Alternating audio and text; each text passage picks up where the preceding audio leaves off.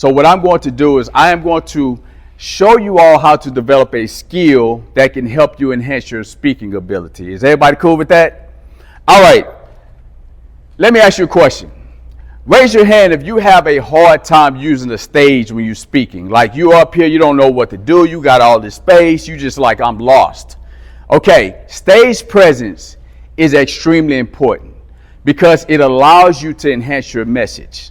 So what I'm going to do is I'm going to teach you a practical way to enhance your stage presence. Now I have these little index cards. Y'all may not can see them where they are, but I'm going to set them A, B, C.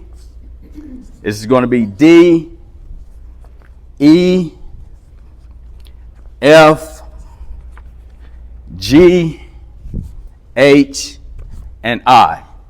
So this is what I want you guys to do.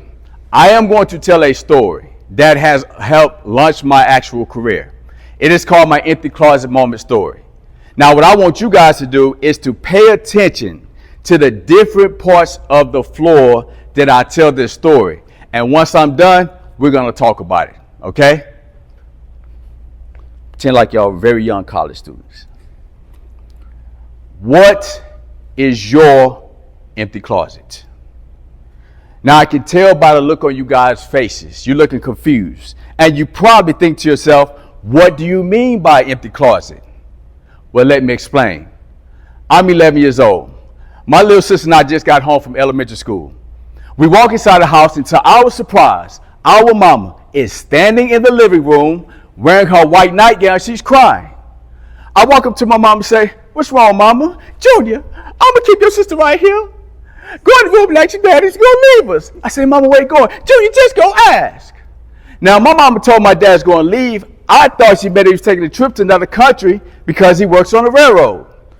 So as I'm walking down the hallway, I can smell the oil and gasoline coming from my daddy's uniform. And I can also smell a burning cigarette. My dad is standing in the room watching his favorite television show. "Daddy, what you want, Junior?" "Mama said you're going to leave. Is that true?" "Oh, no, son. I'm not going to leave.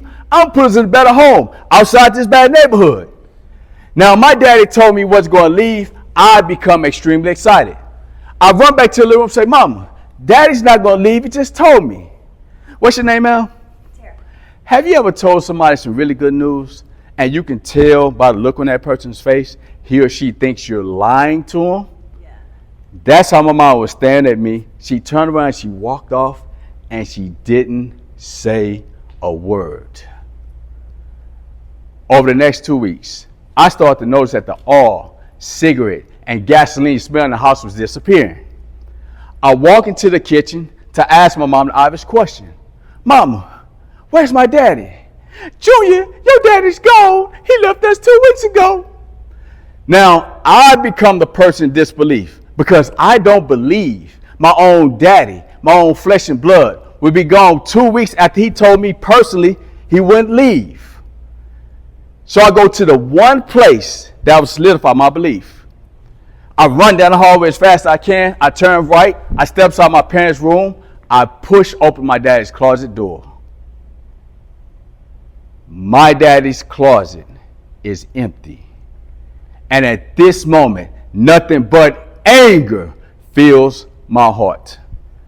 Because I believe my daddy left because he doesn't see any value in me as his son. And because I believe this, I stopped seeing value in my own life.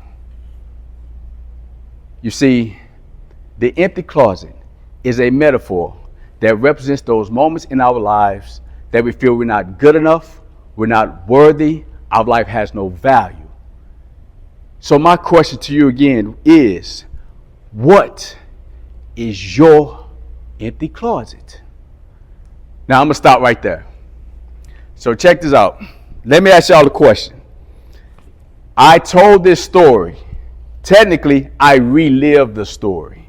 So what I did up here is I enhanced the story by moving around, using the entire floor, using my body language. Can somebody tell me, where is my mom at in the story? Point where my mom at. Right there. Can somebody tell me, where's the living room? Where was the living room at? You sure? Where mama at? Mama's in the living room. So mama is always in the living room. So every time I'm over here, this is the living room with my mama. Now, where am I at in the store when I'm talking to my mama? Can somebody tell me? I'm always on the left. So I turn my head. Mama, where's my daddy? Junior. Mama's on the right. I'm on the left. Can somebody tell me, where's my daddy? Daddy's over here. Daddy's in the room. So when I'm over here, I am talking to my daddy. This is how I'm using the entire floor. I'm using every spot for a different part of the story. So when I'm myself over here, what side am I on? I'm on my right. How did you know I was my daddy? I was holding a cigarette. Hey, son, I'm never going to leave. And I changed my voice. Now, when you see me up here living this story, you can distinguish the characters. But also, I'm using the entire floor to enhance my message. Now, when I said I'm going to run back to the living room, I went back to my mom over here. Then I did something that is called breaking the fourth wall. This is a theater term. You ever seen a movie when the person is acting in the movie and all of a sudden they looked at the camera and they start talking right to the camera? That's breaking the fourth wall. When did I break the fourth wall? When I talk directly to her. Anytime I'm going to break the fourth wall, ABC up here is the fourth wall. This is when I'm going to talk directly to you, the audience. That is breaking the fourth wall. And then I ran back over here, said my mama, she didn't say a word. She walked over here. I walked. I became right here in the middle. Can somebody tell me where the kitchen was? Y'all know where the kitchen was? This was the kitchen. Mama was crying right here. She was in the kitchen. I had a conversation with my mama. She told my dad had been gone 2 weeks ago. I left and I ran down the hallway. I turned right and I came back right here. The reason I came back right here is because this is what I'm going to make my significant point. I am going to tell you what the empty closet moment is. I opened up my dad's closet door. It was totally empty. Now, if you was up here and I could see you all, every last one of y'all was glued on me. Because at that moment, you can see it's emotional, and I'm about to tell you exactly what the empty closet moment is. Now, before I did that, I stepped up.